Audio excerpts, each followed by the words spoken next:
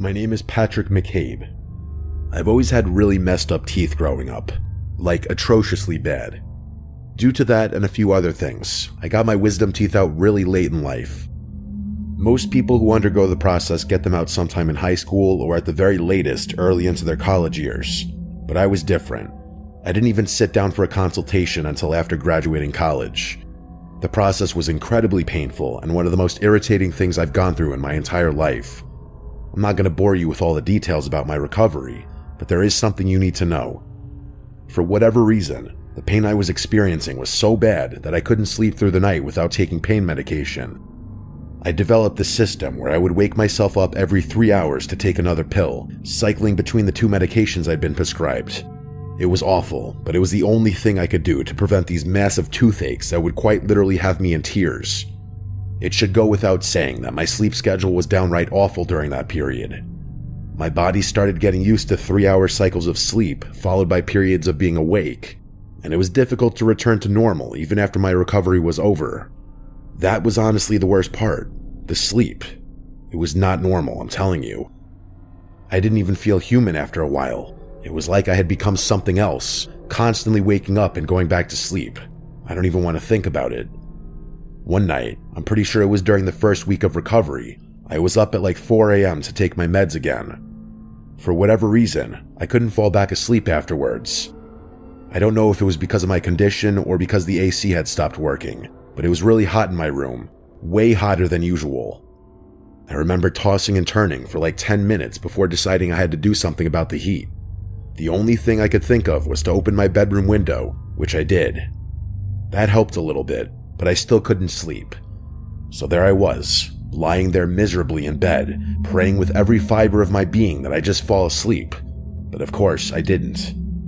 At one point, I started picking up on this strange noise coming from outside my window. I never slept with my window open, so at first, I figured it was just some normal outside sound that I wasn't used to hearing. But the more I listened, the more I got the feeling that it wasn't a normal sound. It sounded almost like scratching, as if some kind of animal were dragging its claws on something. That's the best way I can describe it. At one point, the noise got louder, and I realized it sounded like it was coming from above me, from the roof. And then, a few seconds later, the noise started moving above me, gradually fading out of earshot. I was pretty positive at that point that it was some kind of critter messing around on the roof. My family lives in a woodsy area, so we've had our fair share of curious raccoons and pest infestations. I really wanted to just ignore it and go back to sleep, but I knew my dad would be livid if something burrowed into our attic again, so I had to do something. Plus, it wasn't like I was on the brink of falling asleep anyway. I was wide awake. So without much thought, I threw my covers off, jumped out of bed, and started making my way to the garage. From there, I grabbed one of my dad's heavy-duty flashlights and walked back through the house to the back door. My room sits on the first floor near the back of the house where the roof is the lowest, so I figured I'd check over there first. I made it to the spot outside my bedroom window and started sweeping the flashlight beam across the roof. I didn't see anything up there, so I sighed and figured the animal had crawled to a different part of the roof in the time it had taken me to get outside. I started walking around the house, trying my best to illuminate as much of the roof as possible. All I really needed to do was scare the animal away, which would be pretty easy if I could just find the damn thing. I was standing near the front of the house where the roof is nearly twice as high when I spotted something shift in the corner of my flashlight beam. With one quick flick of my wrist, I shot the flashlight toward the spot I had seen movement and nearly passed out. There, standing on the roof, was a person. Not an animal, not a pack of animals, but a fully grown human being. There was a naked human being standing on my roof, frozen in the beam of my flashlight.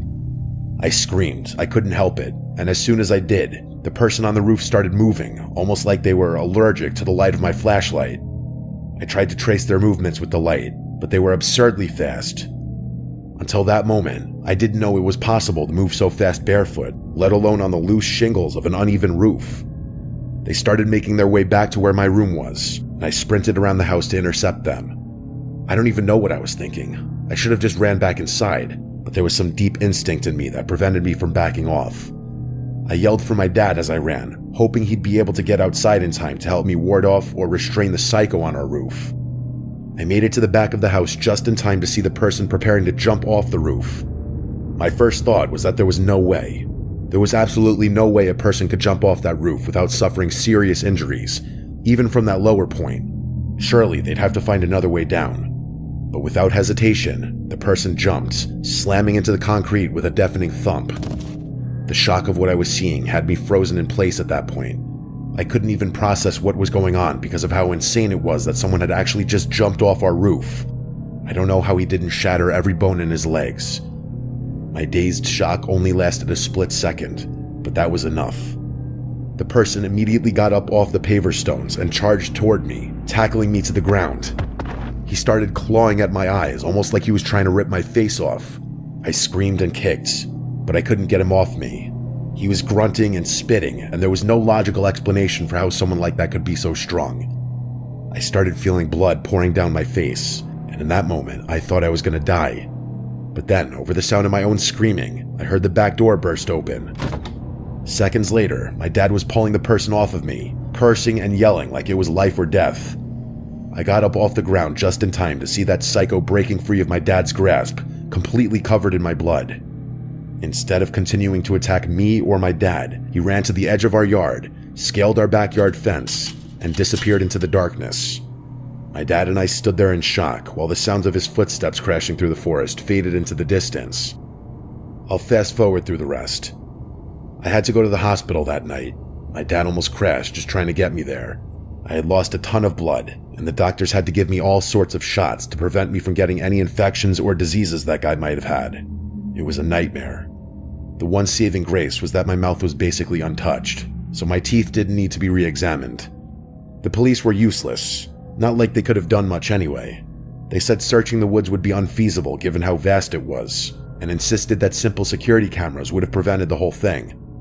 My dad later discovered that the person on the roof had been trying to dig into our attic, just like an animal would. Ironically, it wasn't my dad or me who was the most affected. It was my mom. She cried about this incident so many times, and she was actually the one who went ahead and upped our home security. I still have no explanation for what happened that night. Who that guy was, where he had come from, and how he had even found our house are just a few of the 1,000 questions about that night that I fear will never be answered.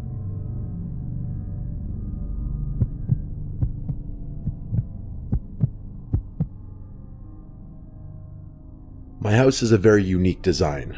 Well, I call it unique, but I bet a lot of people would call it weird instead. And actually, they have.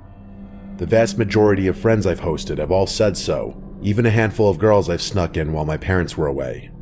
As much as I'd love to make things easy for myself and just attach a bunch of photos of the house, I don't think my parents would appreciate that too much. So instead, I'll just tell you the important details. As it pertains to the story, there's really only one you need to know. You know how most houses have a porch or a walkway leading up to the front door, and there's usually some sort of covering above the door, maybe called a door canopy? Well, my house basically has a covered hallway that you have to walk through before entering the actual interior. Imagine your own front door, part of the house on either side, and then push the front door entrance back, into the house so to speak. It's essentially like walking in between two parts of the house without even being inside. This is all to say that my bedroom is on the first floor, right next to the external hallway that leads to the front door. If I stand up and look out the window next to my bed, I can actually see anyone standing at the front door, but they'd have their back to me. Hopefully that description makes sense. I developed a habit at a really young age of peeping out that window whenever a delivery person or a guest would ring the doorbell. It was like having a little hidden camera that I could use to check who was there before stepping in full view of the door.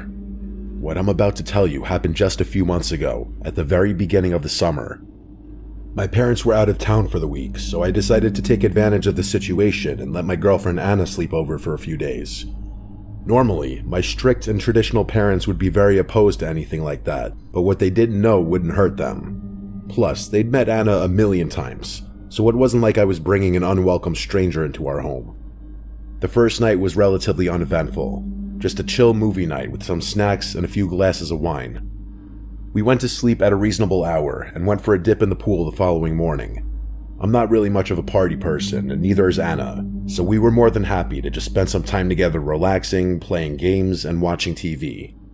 The second night was when things went down. It was probably sometime around midnight. We were pillow talking in the dark, about to go to sleep, when I heard something from outside. It sounded like a screeching, or something being dragged.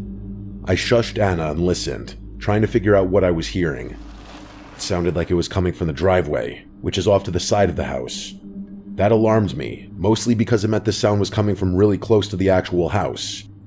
I listened a little while longer and realized it was the sound of one of my dad's trash cans being moved around.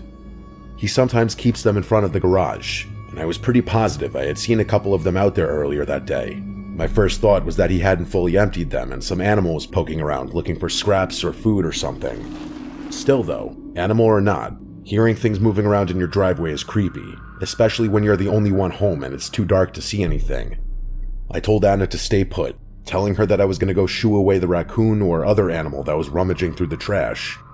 Then, I calmly walked out of my room and over to the front door. I flicked on the switch for the exterior lights, but they didn't illuminate the driveway enough for me to see anything, just the front yard and the porch. So, reluctantly, I opened the door and walked outside, hoping my presence would be enough to scare off whatever was out there. I stood on the porch for a few seconds, waiting to hear scampering or see an animal run across the yard, but nothing happened. In fact, even the sound of the trash can had stopped.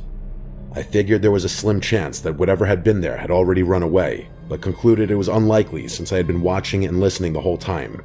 So, even more reluctantly, I clicked on my phone flashlight and started walking down the front steps toward the driveway. As I got closer, I realized that one of the trash cans had indeed been messed with. 2 of them were sitting against the garage door, but one of them was completely overturned, with its contents scattered across the driveway. I groaned, knowing I was going to have to clean up the mess. I should mention that I didn't see anything out there, even after approaching, so I figured the animal had slunk away without me noticing. Just to be completely sure, I shined my flashlight all around the trash cans, but there was still nothing there. So that confirmed it. Without much more thought, I started picking stuff up from the driveway and throwing it back in the trash can. After I finished with that, I went back inside, opened the garage door, moved the trash cans inside, and locked it.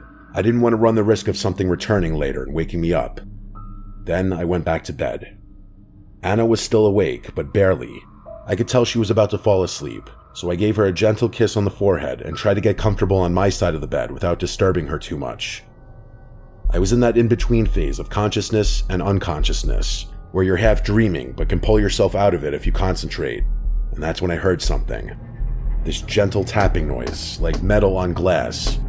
I was convinced it was part of the half-dream I was having, but something about it was just the slightest bit too unsettling. So instead of succumbing to exhaustion and drifting off into sleep, I opened my eyes and looked around the room. Sure enough, the tapping sound didn't stop. I froze. It hadn't been in my own head. It was coming from somewhere in the room. I didn't move a muscle, I just listened, trying to pinpoint exactly where it was emanating from, or even what it was. After a few seconds, I realized it wasn't coming from inside the room at all, even though it sounded so clear. That could only mean one thing though. It was coming from just outside my window. I forced myself out of bed, stood up slowly, and peeked behind the curtain of my bedroom window. In the minimal light from outside, I could see the outline of a person standing at the front door, with their back to me. It was terrifying. I looked for a little while longer, and realized they were lightly tapping on the glass over and over and over again, as if expecting someone to answer the door. But that was insane. It was past midnight, and none of the house lights were on. I tried to make out more details about the person, but I couldn't see anything distinctive without more light. As I was standing there watching them, I noticed them start to turn around. Without thinking, I ducked under the light just in time, and I felt my heart start racing. I must have stayed crouched behind the window for a full minute, terrified that they had seen me. I didn't want to look again, but I had to. With a deep breath, I mustered up the courage to take another look out the window. Slowly, I stood back up, peeled the curtain back, and instantly regretted it. There, just 2 inches from the glass, was a face staring back at me. I yelled and recoiled from the window, yanking the curtain shut again. Even though we were only face to face for a split second, I was able to make out that it was a man with shriveled-looking skin, like someone whose face was melting away. As I fell back onto the bed, still yelling uncontrollably, Anna woke up. I screamed that there was someone outside, then made sure my bedroom door was locked before grabbing my phone and calling the police. The cops showed up a little over 10 minutes later. Anna and I stayed locked in my room the entire time. I really wanted to run to the front door to see where the creep had gone, but Anna was clutching onto my arm and wouldn't let me. When the police finally arrived, I let them inside and told them everything I had seen. They did a quick sweep of the house, and with my help, we confirmed that there was no sign of forced entry, and the entire house was locked up. That put me at ease, but it still didn't explain why that guy was creeping around my house and where he had gone. Eventually, after walking the perimeter with their flashlights and poking around the yard, they told us they didn't find anything unusual. One of them told me to call back should I see that guy again. Then they left. The rest of the week passed without incident. I ended up telling my parents, who, to my surprise, didn't seem overly concerned about it. We don't exactly live in a sketchy neighborhood, so I was surprised that they were being so nonchalant about the whole thing. To be fair though, their reaction made me feel like I was overreacting a little bit. I mean, what had really happened? Some homeless guy had crept around our house? The more I thought about it, the more I realized I was making a big deal out of nothing. But if that were the case, I probably wouldn't be writing this. The reason I'm writing this now is because for the past few nights, I've woken up randomly in the middle of the night to strange noises coming from outside my window. Not my trash cans moving around like what I had heard before, but different sounds. I told my dad about them, and he's actually planning on installing some security cameras around the perimeter of our house. But still, I can't help but feel like that guy showing up at my house wasn't a one-off thing. If anything else happens, I'll be sure to send a follow-up.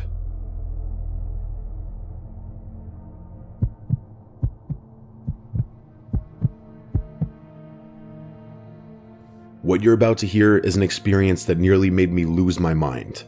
It's still something that I think about quite often, if I'm being honest, but I've been able to recover a bit in the months since it's happened.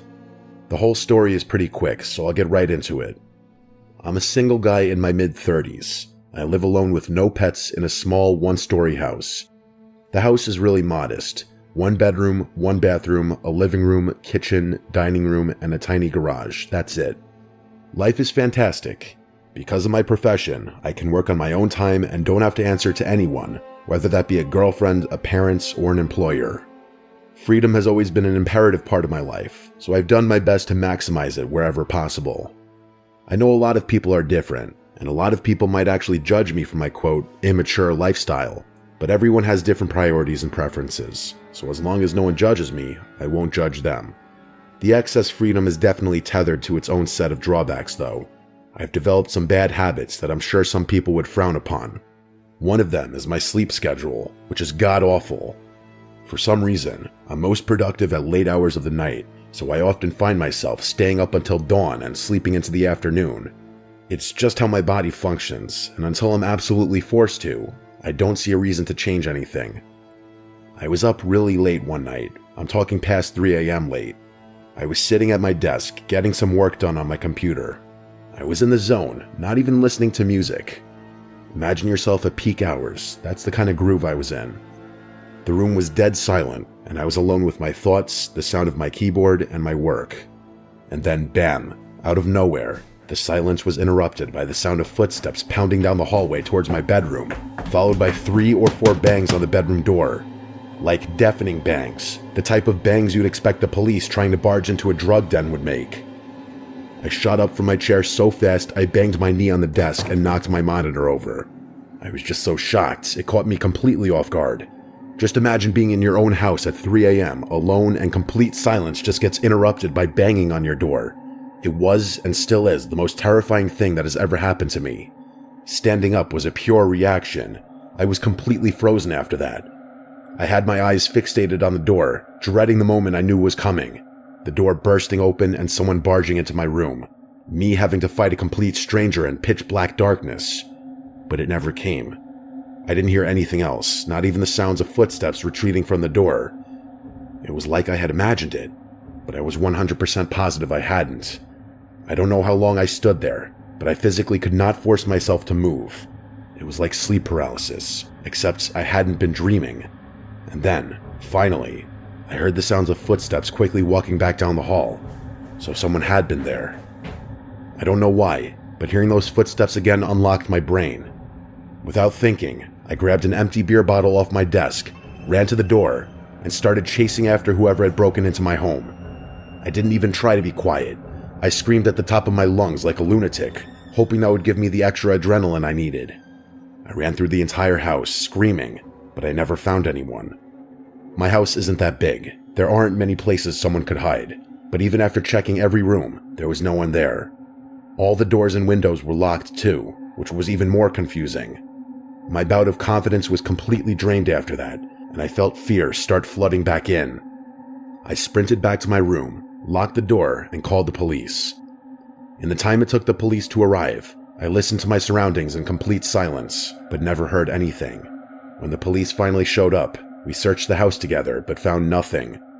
One of the officers tried to convince me that whoever had been there had left, but I insisted that everything had been locked up. He told me I had probably overlooked something, and it took everything in me not to curse him out right there. I know for a fact that nothing had been unlocked, but that didn't explain how that person had gotten into and out of my house. Unless I had imagined it, but I know I didn't. For the next week, I was a psychological mess. My brain refused to accept that I had imagined something so vivid, but I couldn't conceive of a possible way that that person had gotten into and out of my house. I'm much better now, but there was a time where I had trouble sleeping, eating, working, everything.